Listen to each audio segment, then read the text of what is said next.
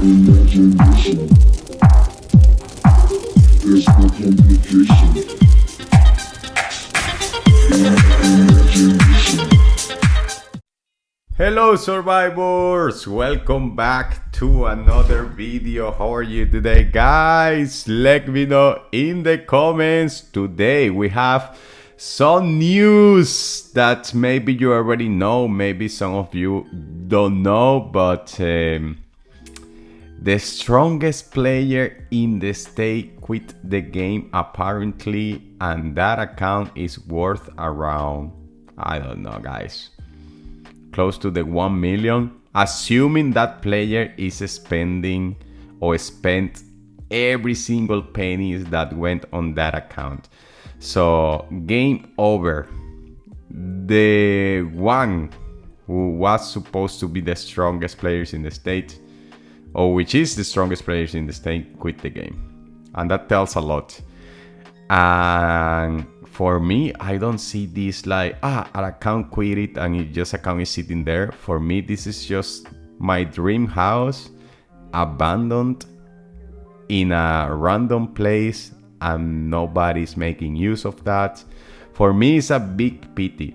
Now, it's difficult to say if whether this player spent every single amount of money that went into that account or he was working, because there are some accounts, to be honest, that a state of survival is like pushing like to be strong, because it's the way to incentivize other spenders to keep spending as well. So, and at the top of the spending chain, like this guy, maybe you are getting some peckinors from state of survival that give you some packs and stuff.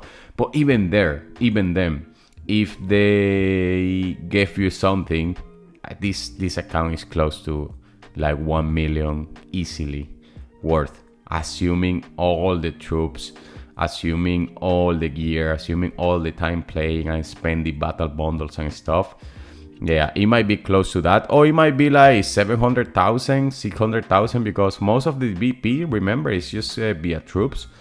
Of course, you don't need to spend as much as you would spend, like say, in plasma or other things, just buying speed ups. So it might be like, for example, this player just spent a lot of money on like speed ups and got super powerful, and didn't spend like as much as we think. But for sure, over the 500,000 like worth, and this is crazy. And it tells you where the game is going, because it's just a pity what they are been doing with the game, and that's exactly what they want to do, guys. They just want to kill like older states, and that's exactly what they want. They want the older players to quit, because those are the ones who are just like annoyingly pushing like, hey, what are you doing with the game? Hey, you have just to chill out. Hey, don't release this crap that often. So, and as a company, you don't want people just controlling you what to do. And at the same time, if they are just managing like how much money you are getting, of course, they are going to control to this point. Well, you have all these estate, for example, you see all the biggest spenders, the old ones, they are not like 1,000 estate. They are up to the 700, up to the 700 or something estates are the people who are just like super strong. And if you just get these people to quit, then nobody else is complaining. Nobody else is complaining. They can be just releasing new estates. And guess what? The cycle repeats every time. So yeah, it is crazy. And yeah, it is just so clear that these people are gonna quit soon anyways. Just like forecasting that more players are gonna quit, and yeah, they are just gonna leave the game. So it's at the same time I feel like it's a pity, but the other hand it's just like, well, it is a cycle of life. If you have the money to spend on this and you're quitting and you don't care, fine. But if you thought somehow that you were gonna just spend 500,000 troops and fulfill your life, then you are a fool, to be honest. So it's just like crazy. Let me know what you think about these guys. I find it absolutely crazy that a person will spend that crazy amount of money in a video game account. At the other hand, I think like if you have the money, guys, sometimes you are just spending. You have so many zeros in your bank account that you don't even care. By the time that you have been playing this game for 3 years, you say, oh, I spent 1 million on that account. Wow, shit, that maybe was a little bit too much. That's how people see these things, you know, because you have to understand that it goes in scales. For example, if you buy an ice cream every now and then, you like ice cream, like say, and you're buying ice cream every day or every now and then, you say, I buy ice cream, and you are buying every week, and you just see like a normal expense every week because you are making way more money than ice cream costs, right?